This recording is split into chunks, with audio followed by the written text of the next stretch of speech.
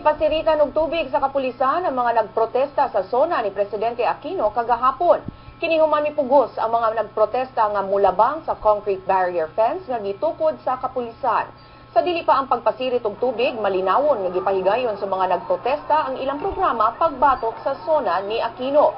Apan human sa SONA sa Presidente, mga alas 5 sa hapon kagahapon, misulay na og saka ang mga nagprotesta aron ipatumba ang mga barrier nga adunay mga alambre. Human niini gipasiritan sa kapulisan og tubig ang mga nagprotesta aron muundang.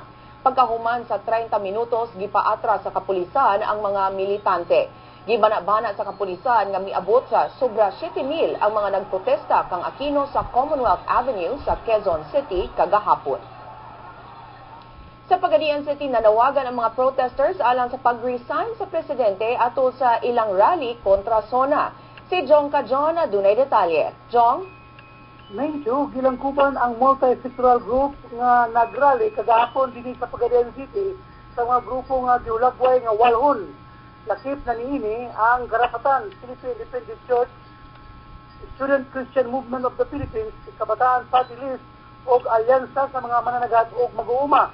Ilibot sa mga protestors ang mga nagunang dalan sa syudad. Matud ni Bishop Antonio Narcoa Ablon sa Philippine Independent Church, Pagadian Diocese, na kinahanglan ang nasod o presidente nga murespeto sa patakang balaod.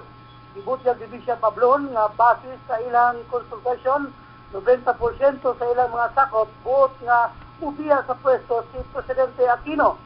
Ibutyag ni Father Gerson Ramirez Nazareno sa Agripayan Church nga muapil sila sa grupo nga musangat o impeachment complaint batok sa Presidente. Menjo?